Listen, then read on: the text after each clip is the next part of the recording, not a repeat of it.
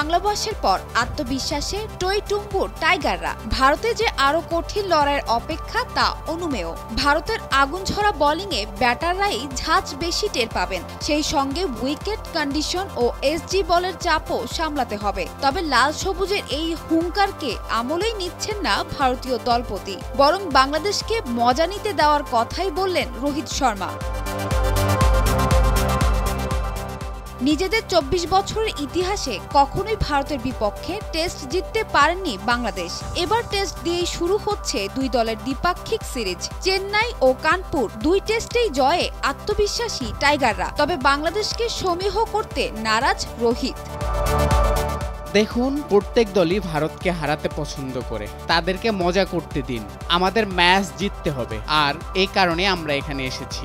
বাংলাদেশ আমাদের নিয়ে কি বলছে বা ভাবছে তা নিয়ে ভাবলে হবে না। ইতিহাস বলছে রাজকীয় ফরম্যাট টেস্টে বাংলাদেশের বিপক্ষে একচ্ছত্র আধিপত্য দেখিয়েছে ম্যান ইন ব্লুরা। বড্ড চেনা প্রতিপক্ষ হলেও হালকাভাবে নিতে নারাজ ভারতীয় দলপতি।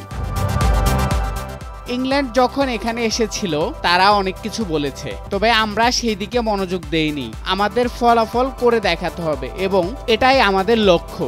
আমাদের উদ্দেশ্য ভালো ক্রিকেট খেলা। ভারত সম্প্রতি অনেকগুলো দলের বিপক্ষে খেলেছে, প্রতিপক্ষ নিয়ে ভাবলে হবে না।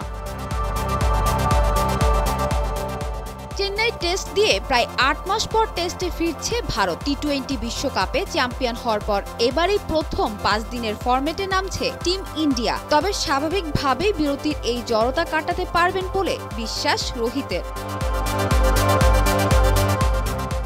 এদিকে ব্যাটিং, বোলিং ও ফিল্ডিং ৩ বিভাগের সম্মিলিত পারফরম্যান্সে পাকিস্তানকে নাকানি চুবানির স্বাদ দিয়েছে বাংলাদেশ।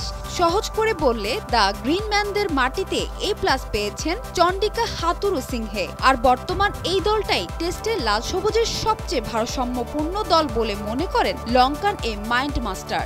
আমি মনে করি আমার মেয়াদে বাংলাদেশে তৈরি হওয়া সম্ভবত এটাই সবচেয়ে ভারসাম্যপূর্ণ দল। পাকিস্তানে দারুণ ব্যাটিং করেছেন মুশফিক, লিটন, মিরাজ। ভয়ঙ্কর বোলিং পারফরম্যান্সও দেখেছে টাইগার ভক্তরা। সব মিলিয়ে দলীয় প্রচেষ্টাতেই পাকিস্তানের মাটিতে ইতিহাস গড়েছিল টিম টাইগার্স।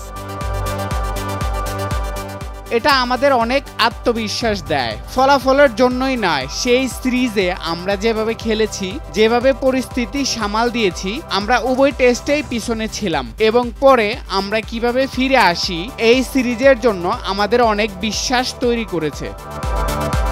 সানজানা তাবাসসুম, ভোরের কাগজ।